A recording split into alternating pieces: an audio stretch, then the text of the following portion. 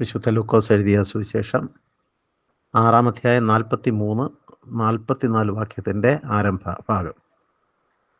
ആകാത്ത ഫലം കായ്ക്കുന്ന നല്ല വൃക്ഷമില്ല, നല്ല ഫലം കായ്ക്കുന്ന ആകാത്ത വൃക്ഷവുമില്ല.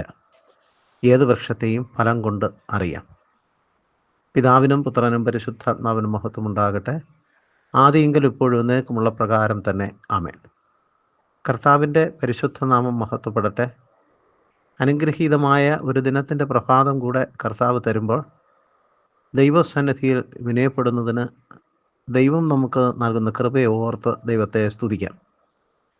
കർത്താവിൻ്റെ സന്നിധിയിലെ ജീവിതം അനുഗ്രഹ യാഥാർത്ഥ്യങ്ങളാൽ നിറയപ്പെടുന്ന ജീവിതമാണ്.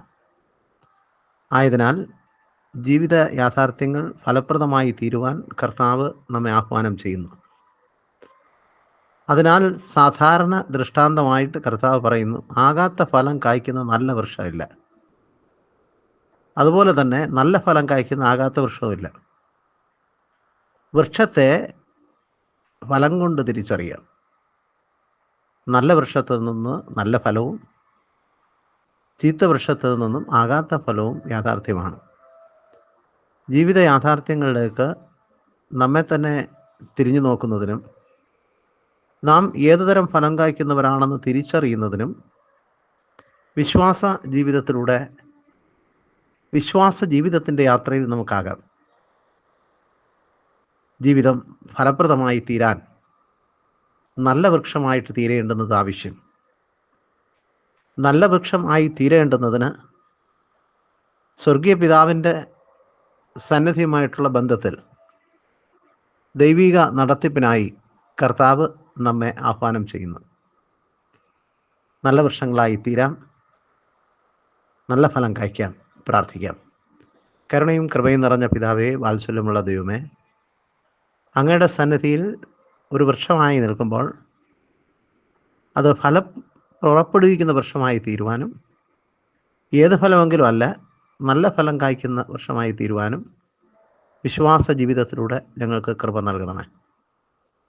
കർത്താവെ, ആകാത്ത ഫലം കായ്ച്ച് തിന്മയുടെ പര്യായമായി തീരാതെ നല്ല ഫലം കായ്ച്ച് നന്മ ജീവിതത്തിൽ യാഥാർത്ഥ്യമാക്കുവാൻ കൃപ ചെയ്യണം. കർത്താവെ, ആയതിലൂടെ ഞങ്ങളുടെ ജീവിതവും ഞങ്ങളുടെ കുടുംബങ്ങളും ഞങ്ങളുടെ പ്രിയപ്പെട്ടവരും ഞങ്ങളുടെ തലമുറകളും അനുഗ്രഹിക്കപ്പെടാൻ ഇടവരുത്തണമേ. ക്രൂശിൻ്റെ മറവോളം തന്നെ ഞങ്ങളെ മറയ്ക്കണമേ. സ്വയംപരി ത്യാഗം നല്ല ഫലം കായ്ക്കൊണ്ടുന്നതിന് കർത്താവ് കാട്ടിത്തന്ന ജീവിതമാർഗമാണ്.